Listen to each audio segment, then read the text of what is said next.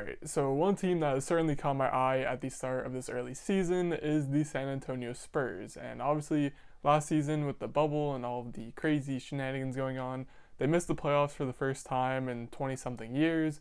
It was very, heartbreaking moment, but the Spurs have rebounded very quickly. I never thought I could imagine a San Antonio team that was tanking and going for a rebuild, and luckily I never have to even worry about imagining it because it seems like it's just never going to happen.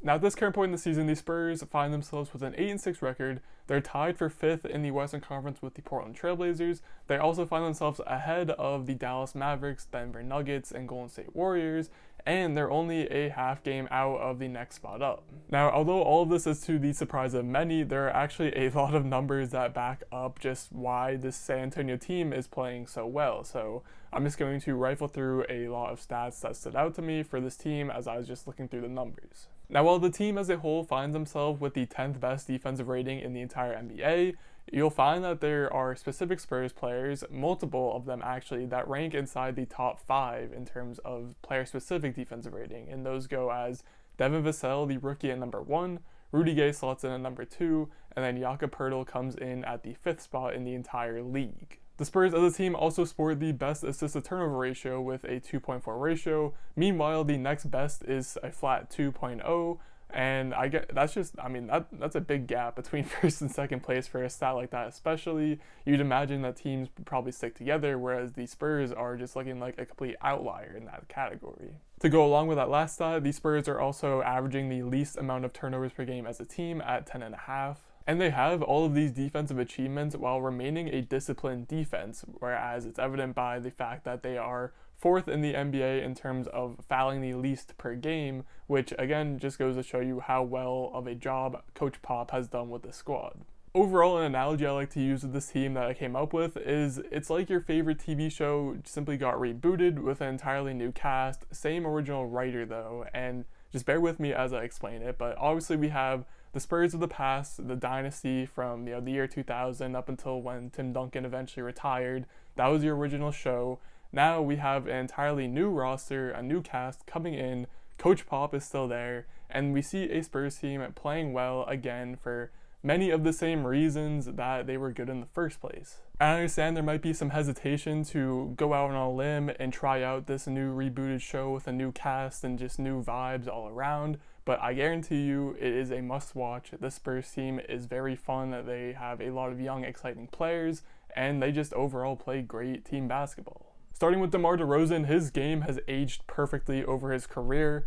For his entire time in the NBA, he was known as a great scorer, someone who wouldn't necessarily shoot threes that much, but he didn't have to because he was that efficient and just that great at scoring the basketball and every other facet of offense that he just didn't have to.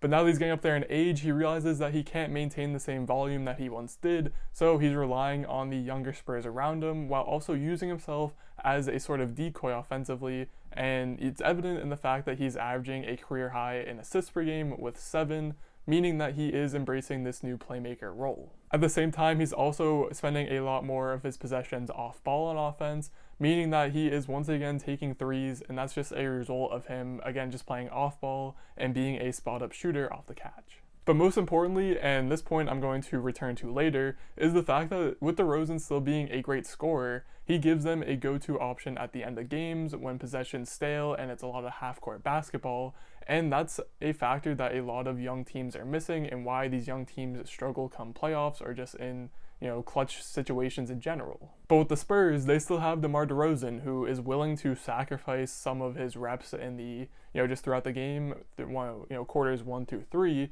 whereas we get to the fourth quarter and it's still DeRozan's team. He's the one taking the big shots and making them for the most part. Outside of that, Patty Mills has been on an absolute tear to start the season. He is so far averaging a career high 15 points per game while shooting 45% from 3, that also being a career high. Now, I don't expect him to maintain these numbers, but even with that being said, Patty Mills is still a great spark plug off the bench and could easily go off for 20 or 30 points any given night. And to get into the younger Spurs on this roster, starting with DeJounte Murray, he's simply just grown his game in every single area.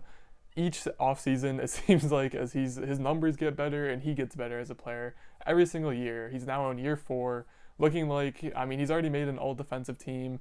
he's looking like he could be in, maybe third team at best, but an all NBA player in all honesty, because he plays defense, he can score the ball, he can play make, he legitimately can do all assets on the court. And going off of that, the young wing duo of Keldon Johnson and Lonnie Walker has just been such an entertaining play to watch. Keldon Johnson's only played 31 games his entire NBA career, and he's already proven that he can be a reliable starter. We've seen him D up on guys like LeBron, AD, Kawhi, Paul George, and he's played pretty solid defense on all of them, while he also on the offensive end can go out and give you 20 points any given night. And again, he's just such a young guy. He seems like he's going to be around for a long time in this league, and again, he still has a ways to go, but as of now, he's still very fun to watch. And speaking of fun to watch, Lonnie Walker is legitimately one of the best highlight reel makers in the NBA.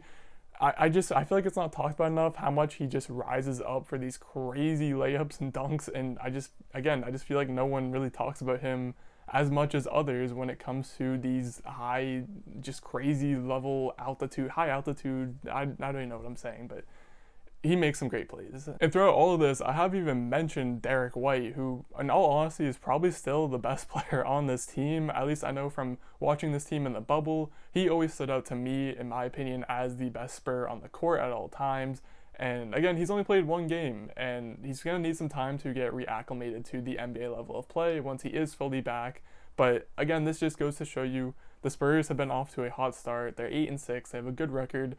They're in a good place in terms of the standings of the Western Conference, and they're doing it all without their number one player. And another thing that should be factored in, although kind of minor, is the fact that out of these 14 games that these Spurs have played so far, 3 of them have already come against the reigning champion Los Angeles Lakers, and in all 3 of those games, albeit the Lakers not giving their best effort and playing down to their opponents a little bit, the Spurs gave them 3 good games and even ended up winning one. And again, while this might be a minor accomplishment for them in the long run, this is still a good sign of things to come, as it's been all of this young core of DeJounte Murray, Keldon Johnson, Lonnie Walker. They're all getting it done, of course, with some veteran help from DeRozan, Aldridge, Rudy Gay. All in all, this entire team is just playing very well. For one, I started to doubt Coach Popovich at the end of last season. I didn't know if he was going to be sticking around much longer. I didn't know how much he had left in him. But if this 2021 Spurs team is any evidence at all, Coach Popovich still has it. He still got it. He is still one of the better coaches in NBA history. He has his team playing disciplined, great defense. They have someone who can come out and close games in DeMar DeRozan. And to be honest, if you have those 3 factors and you can maintain it throughout an entire season, you're going to be a tough out come playoff time. And by no means do I want to call the Spurs team a finals contender quite yet, just simply because they are outmatched in terms of talent-wise when you compare them to teams like the Lakers, the Clippers, the Nets, even the Bucks, and even like the Celtics. All those teams just have a huge amount of talent, a huge amount more talent than the Spurs. But either way, I just want to get the point across that this is a legit team who's winning games. They're not flukes. They're going to be a very troublesome team, a few years down the line. I just want everyone to be ready for it. Because at the end of the day, I truly don't know if I'm ever going to see the Spurs in a rebuild phase or trying to tank at any point in my lifetime. It hasn't happened yet. I don't know if it ever will. It would be pretty crazy if it didn't, although I know I am exaggerating a little bit. But either way, yeah, the Spurs are going to be a team to watch over these next couple of years. With that being said, that is it for this video. Leave your comments down below with your opinions on the San Antonio Spurs. Outside of that, leave a like if you enjoyed this video or enjoy this type of content. And as always, most importantly, thank you for watching.